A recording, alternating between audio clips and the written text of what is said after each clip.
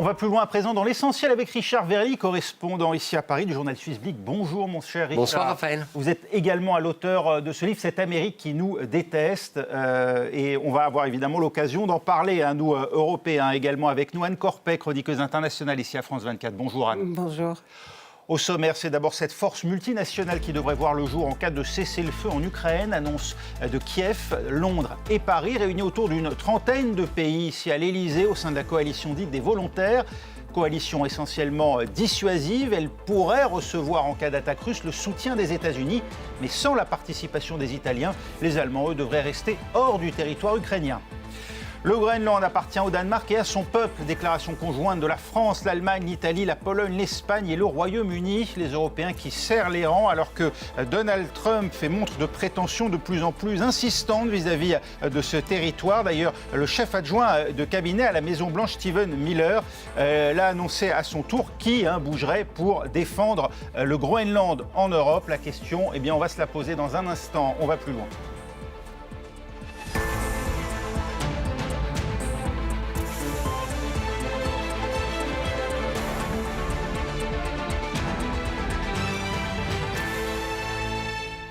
Et un mot d'abord, Richard, de l'incendie tragique de Crans-Montana dans lequel 40 personnes ont trouvé la mort, pour moitié des mineurs. Et on l'apprend, les autorités communales admettent pour la première fois des défaillances. Oui, des défaillances qui rappellent une réalité, c'est que la Suisse, contrairement à l'image qu'elle a, n'est pas un pays parfait. Il faut bien le concéder. Défaillance, négligence, sans doute. Tout ce qu'on apprend depuis cette terrible tragédie montre que les règles qui pourtant sont en place n'ont sans doute pas été respectées. Alors pourquoi ? Comment ? Ce sera l'enquête qui le dira. Mais ce qui est clair, c'est qu'on s'achemine vers peut-être pas un scandale d'État, mais ça pourrait le devenir.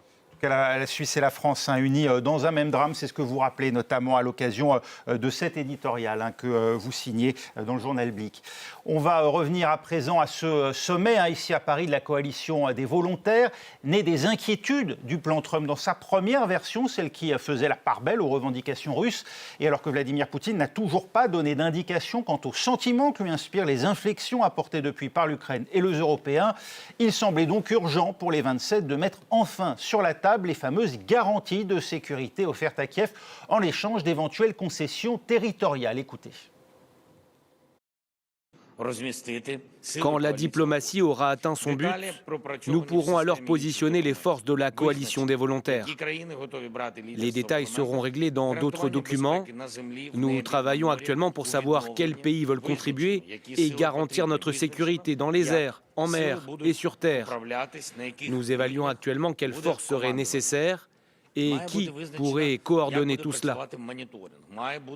Nous voulons aussi travailler sur la surveillance du cessez-le-feu et comment ces forces seront financées, tout comme l'armée ukrainienne. Ces garanties de sécurité sont la clé pour que jamais un accord de paix ne puisse signifier une reddition ukrainienne et que jamais un accord de paix ne puisse signifier une menace nouvelle pour l'Ukraine.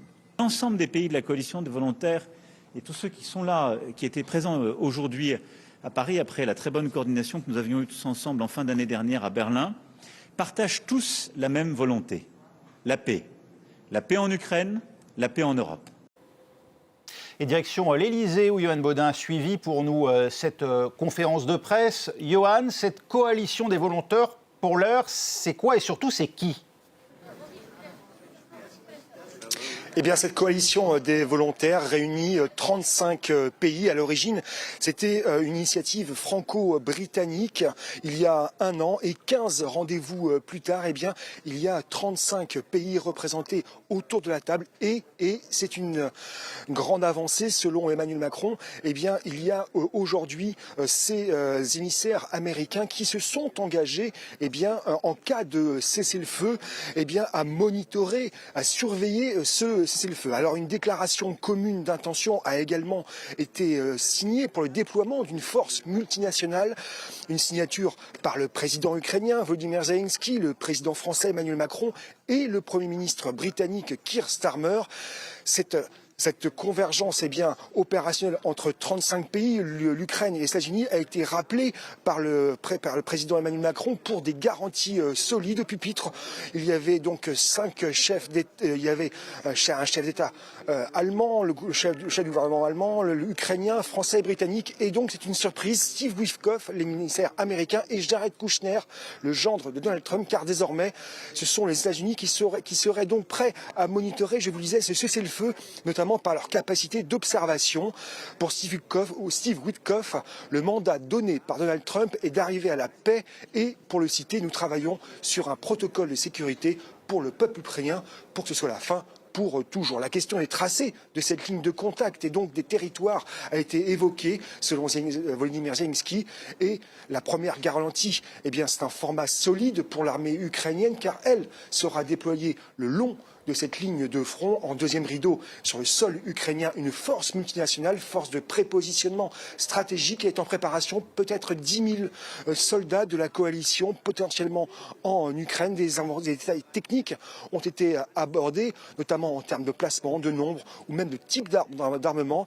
Il a été question aussi de garanties contraignantes juridiquement et politiquement, comme par exemple des accords de défense et surtout, donc en troisième rideau, c'est ce fameux filet de sécurité américain, le fameux backstop en cas de nouvelle agression russe, une couverture et un soutien américain en cas d'escalade et de protection des soldats déployés au sol. Merci Yoann Baudin, direct de l'Élysée pour France 24. Anne Corpet, pour qu'on comprenne bien, pour l'heure, cette force multinationale, elle comprend la France, le Royaume-Uni, et d'autres pays, pas l'Italie.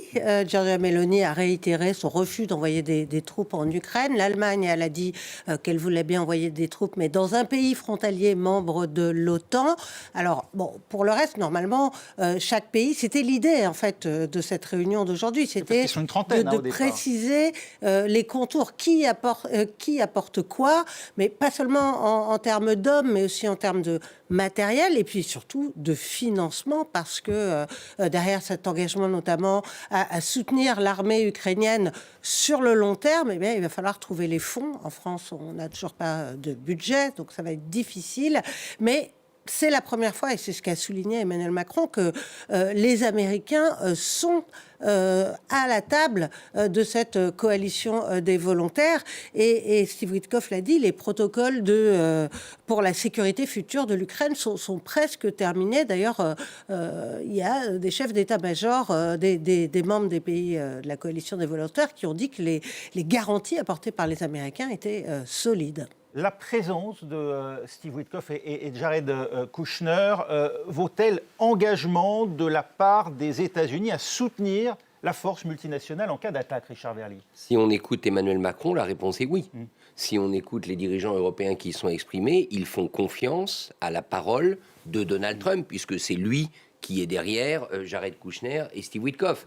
Donc on peut penser que les Américains aujourd'hui ont fait un pas réel, significatif, dans leur soutien à des garanties de sécurité pour une paix durable en Ukraine, puisque rappelons que tout cela est quand même conditionné à la reprise de réels pourparlers avec la Russie et au succès de ces pourparlers. On est encore loin de... D'où la déclaration d'intention d'aujourd'hui, qui n'est pas encore un accord formalisé. Absolument. Mais par contre, et ça nous amène à parler de l'autre sujet, c'est-à-dire qu'on ne peut pas imaginer que Jared Kushner et Steve Witkoff soient venus ici donner une garantie américaine sans par ailleurs dire que les États-Unis ont des revendications sur d'autres sujets, et notamment le Groenland. Et on ne peut pas s'empêcher de penser que dans l'esprit de Donald Trump, tout ça fait peut-être partie d'un donnant-donnant. Vous y voyez un possible échange. On y reviendra dans un instant. Aujourd'hui, Anne Corpet, l'Ukraine bénéficie-t-elle d'un engagement aussi solide que si elle adhérait demain à l'OTAN, le fameux article 5, c'est-à-dire la solidarité en fait entre États membres? Alors justement, est-ce que cet article 5 est toujours aussi valable? C'est une question qu'on peut se poser quand on voit les menaces agitées par Donald Trump à l'encontre du Groenland ou du Canada d'ailleurs. Mais je voulais ajouter quelque chose au sujet des garanties. Il a été précisé qu'elles devaient être juridiquement contraignantes. Ça veut dire ce que veulent les Européens, les Ukrainiens, c'est qu'on ne s'appuie pas seulement sur la parole, mais vraisemblablement sur un vote du Congrès américain pour en fait graver dans le marbre cet engagement des États-Unis qui ne repose pas seulement sur un engagement du président dont on sait l'inconstance. Et voilà. Alors sur l'article 5, donc à voir. Il faut rappeler quand même que l'article 5, pour être activé, c'est sur consensus, c'est-à-dire avec l'accord de tous les pays membres de l'Alliance, qui n'a été activé qu'une seule fois à la demande des États-Unis, et c'était après les attaques du 11 septembre.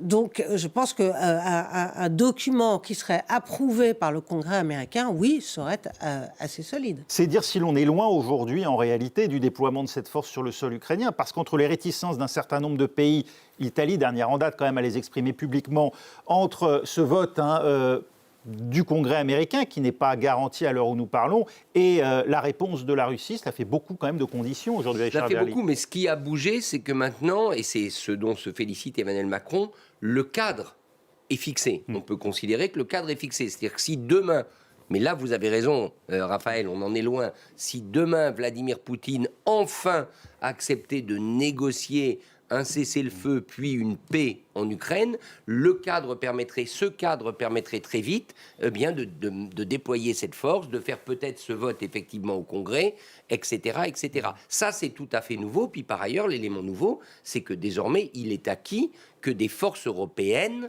seront stationnées en Ukraine. Jusqu'à maintenant, on parlait autour de l'Ukraine. Alors qui ?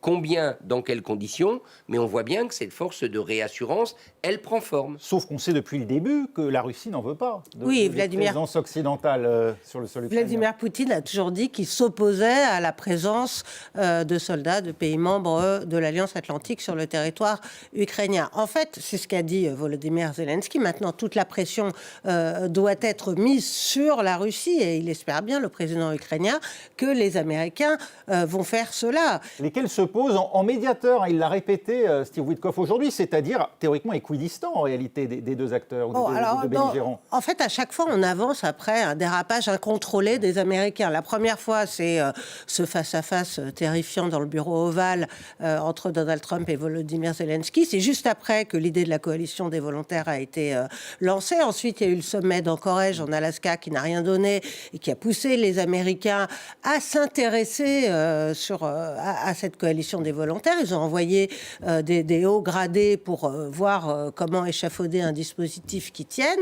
Bon, et là, en fait, il y a eu ensuite ce plan de 28 points qui a fuité et qui était la copie conforme des desiderata russes et qui a poussé à l'accélération du mouvement.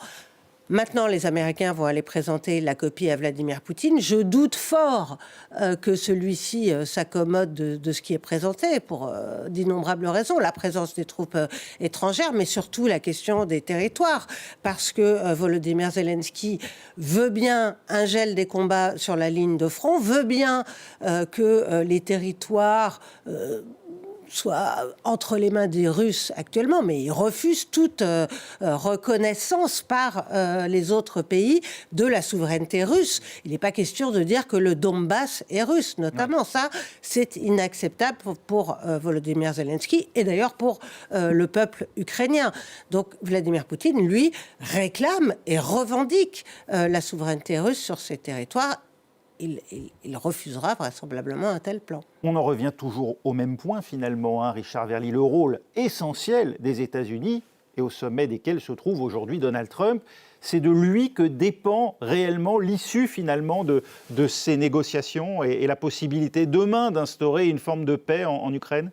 Alors je dirais que c'est surtout de Vladimir Poutine. En l'état, quand même, il y a deux belligérants, il y a un agresseur, la Russie, et c'est vers la Russie que, naturellement, les yeux se tournent. C'est à Vladimir Poutine d'accepter d'entrer en négociation. Je rappelle que les négociations véritables, c'est-à-dire directes, entre Ukrainiens et Russes, n'ont pas commencé. Il y a eu, à Miami, des échanges via les États-Unis. Alors après, est-ce que Donald Trump est de facto au centre du jeu ? Oui, mais pas seulement parce qu'il le veut. Parce que les Européens le mettent au centre du jeu. Puisque les Européens, depuis le début, ont dit que sans backstop, comme cela a été dit, sans soutien militaire, et ça va du renseignement à la logistique, ils ne peuvent pas déployer cette force de réassurance. Donc à partir du moment où vous mettez la présence des États-Unis comme condition, il est évident que les États-Unis sont maîtres du jeu.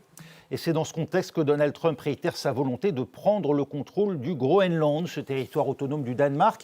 Un geste qui, s'il venait à se réaliser, signerait ni plus ni moins que la fin de l'OTAN. Voilà ce dont a averti en tout cas la chef du gouvernement danois, Serine Bay. Le dossier vénézuélien presque bouclé avec l'enlèvement de Nicolas Maduro, c'est maintenant le Groenland que Donald Trump a en ligne de mire. Et sur l'île, les dernières déclarations du président américain ont beaucoup fait réagir les responsables locaux. Notre territoire n'est pas du tout comparable à celui du Venezuela. Nous sommes ici en démocratie et c'est le cas depuis de très nombreuses années. La coopération que nous recherchons actuellement, nous voulons la créer, ou plutôt la rétablir, à l'image de celle qui a déjà existé avec les États-Unis. Nous avons déjà eu une bonne coopération et nous ne sommes pas dans une situation où les États-Unis peuvent simplement venir conquérir le Groenland. La défense et la diplomatie sur le territoire semi-autonome restent aux mains du Danemark, un pays membre de l'OTAN.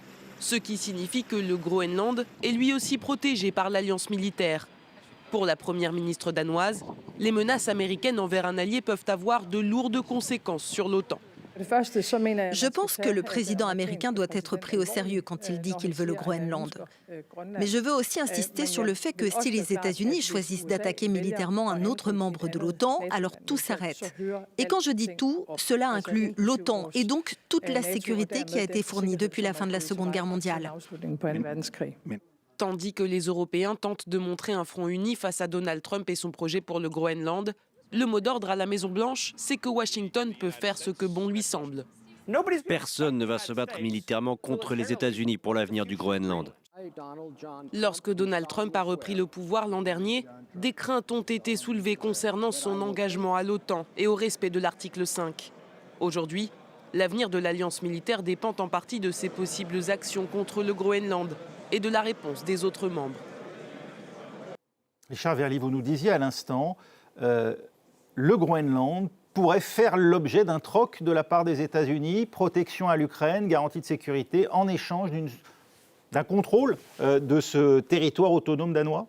Écoutez, Raphaël, on commente quotidiennement le goût de Donald Trump pour les deals, le côté transactionnel de ce président. Or, aujourd'hui, il a deux fers au feu en Europe, pour dire les choses comme elles sont. D'un côté, l'Ukraine, il a promis de régler ce conflit, il n'y est pas arrivé, il a énormément de mal à concéder que c'est la Russie qui ne le veut pas, mais aujourd'hui, il semble être dans un moment plutôt ukrainien. Et de l'autre, il a sa revendication du Groenland, qui, il faut quand même le dire, n'est pas une nouvelle revendication. Les États-Unis, depuis longtemps, réclament le Groenland et considèrent que le Groenland serait beaucoup mieux faisant partie des États-Unis d'Amérique. Donc, à partir de ce moment-là, est-ce que vous pouvez imaginer que Donald Trump fait un lien entre les deux? Il ne l'a pas fait officiellement, mais connaissant le personnage et connaissant son goût et son opportunisme, je pense que oui, les Européens vont se trouver devant cette situation difficile qui est compliquée par le fait que le gouvernement groenlandais est souverain sur un territoire qui néanmoins est considéré comme un territoire danois. Imaginez, je pose juste la question, je n'ai aucune information, mais imaginez que demain, de manière secrète, clandestine, les États-Unis arrivent à formaliser un deal avec le gouvernement groenlandais. À ce moment-là, l'Union européenne et le Danemark se trouveraient dans une situation sacrément difficile. On en est loin, mais on ne peut pas écarter cette possibilité. Ce serait la fin de l'OTAN, comme le dit la Première ministre danoise. Il faut rappeler que c'est un pays historique, 1949. Oui, et puis le Danemark se présente comme le plus fidèle allié des États-Unis. C'est vrai qu'ils ont perdu plus d'hommes proportionnellement que les Américains en Afghanistan, par exemple. Mais bon, moi, je ne crois pas tellement à l'idée d'une intervention militaire américaine au Groenland, d'abord parce que Donald Trump est plus dans une logique transactionnelle que guerrière. Ça déplairait à son électorat, déjà un peu échaudé par les frappes en Iran, par l'intervention au Venezuela. En revanche, ce qu'il peut faire, c'est peser, puisque depuis qu'ils ont leur nouveau statut de 2009, les Groenlandais peuvent à tout moment décider de leur indépendance et le Danemark ne peut pas s'y opposer. Il y a 57 000 habitants au Groenland. Les Américains peuvent tout à fait mener une campagne offensive avec des dollars à la clé pour faire en sorte que les Groenlandais obtiennent cette indépendance et pour sceller ensuite un partenariat particulier avec le Groenland et en particulier avoir accès aux ressources naturelles qui sont ce que convoite en premier lieu Donald Trump, même s'il évoque des questions de sécurité, s'il évoque des flottes chinoises ou russes qui navigueraient à proximité du Groenland, ce que démentent les Danois. Donc aujourd'hui, Donald Trump pourrait effectivement concéder des garanties de sécurité à l'Ukraine, ou bien au contraire partager, comme beaucoup le pensent aussi, avec la Chine et la Russie, la map monde en zone d'influence. Richard Verly. Ce qui est certain, c'est qu'en termes d'importance pour Donald Trump, le Groenland passe avant l'Ukraine. Ça, je crois que c'est évident. Il en a fait un objectif dès le jour 1 de sa deuxième présidence. Il le réclamait déjà durant sa première présidence et avant lui, des présidents américains l'ont réclamé puisque le président Truman, au sortir de la Seconde Guerre mondiale, avait même proposé d'acheter le Groenland. Or, rappelez-vous que cette année, c'est le 250e anniversaire de l'indépendance des États-Unis. En juillet, imaginez Donald Trump parvenant à apporter le Groenland dans la corbeille des États-Unis en cette année anniversaire. À ce moment-là, il laissera sa marque dans l'histoire. L'Ukraine, c'est parce qu'il veut la paix, il veut le prix Nobel de la paix, mais il a compris que c'était très compliqué, et par ailleurs, il n'a pas toutes les cartes qu'il pensait avoir, notamment sur la Russie, ou plus exactement, il n'est pas prêt à les abattre. Les cartes qu'il a, il n'est pas prêt à les mettre sur la table. Donc je pense que du point de vue européen, il faut se préoccuper très sérieusement du Groenland. Et là, il faut se poser, à mon sens, deux questions. D'abord, quelle carte on a si le gouvernement groenlandais faisait un deal? C'est ce que je disais tout à l'heure, ce n'est pas rien. Donc comment faire en sorte que le gouvernement groenlandais reste soudé avec le gouvernement danois sur la défense de l'indépendance du territoire? Mais ne nous leurrons pas, si les Groenlandais disent on est d'accord, on tient bon, il faudra les soutenir. Ça aura un prix, parce que ce que propose Donald Trump, c'est sans doute beaucoup d'argent, sonnant et trébuchant, c'est des perspectives de développement des ressources naturelles. Si les Européens sont juste arc-boutés sur les principes, j'ai peur que ça ne suffise pas.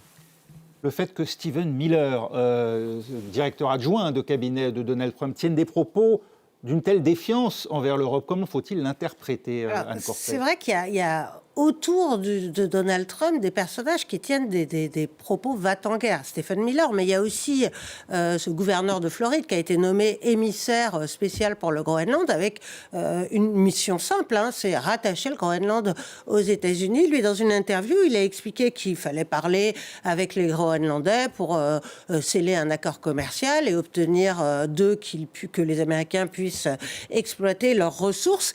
Et a-t-il dit, si le peuple groenlandais venait à refuser cette solution, toutes les options seraient sur la table. Autrement dit, l'usage de la force. Alors, encore une fois, même s'il est dans une forme d'oubris après son opération qu'il considère comme un succès extraordinaire au Venezuela, même si le régime chaviste est toujours en place, je pense que Donald Trump est pas d'humeur guerrière en général et que oui, il va essayer de faire un deal avec le Groenland, comme le disait Richard. Et d'ailleurs, il y a eu dans la presse américaine un article qui parlait déjà d'un accord qui disait exploitation des ressources du Groenland en échange de quoi pas de visa pour les Groenlandais qui souhaitent venir aux États-Unis notamment. Et voilà, donc il y a déjà sur la table des espèces d'accords qui sont en train de se dessiner, mais d'abord, il faudrait que les Groenlandais, la population soit d'accord. Or, d'après le sondage, les derniers sondages qui avaient été effectués sur place, les populations locales n'ont aucune envie d'être rattachées formellement aux États-Unis. Oui, pour l'instant, on en est là. Les frontières, on a compris qu'elles pouvaient encore bouger. C'est d'ailleurs l'enseignement de ce que l'on observe actuellement. Les frontières de 1945 ne sont plus figées. Elles ne sont plus figées et la difficulté, c'est que chaque pays européen se pose des questions et ces questions ne sont pas toujours les mêmes. Par exemple, le Danemark, ces derniers mois, a présidé l'Union européenne. Il en assumait la présidence tournante. La première ministre danoise s'est bien gardée de, par exemple, inviter les 27 dirigeants à tenir un sommet informel à Nuuk, la capitale du Groenland. Ça aurait été un geste fort. Mais elle était dans une transaction directe avec Donald Trump. Et on voit bien que beaucoup de pays européens sont encore assez tentés de ménager leur canal d'échange et de conversation directe avec Washington.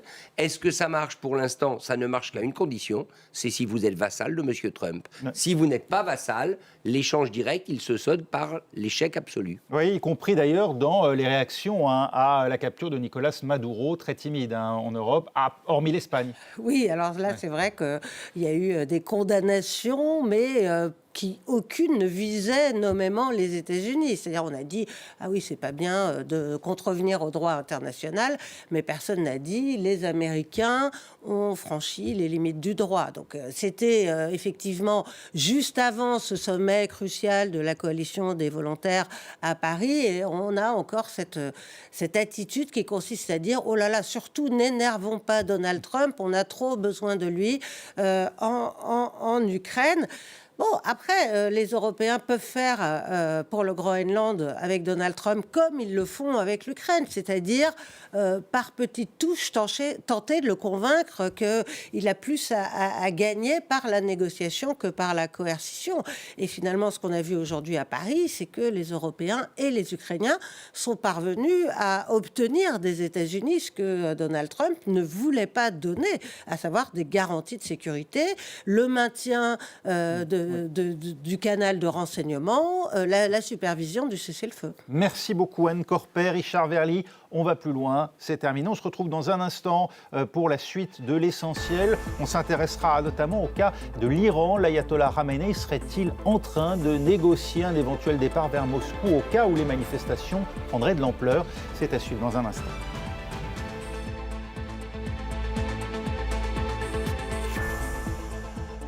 Faites un tour complet de l'actualité dans l'Actu 360, aux côtés de Claire Hildebrand.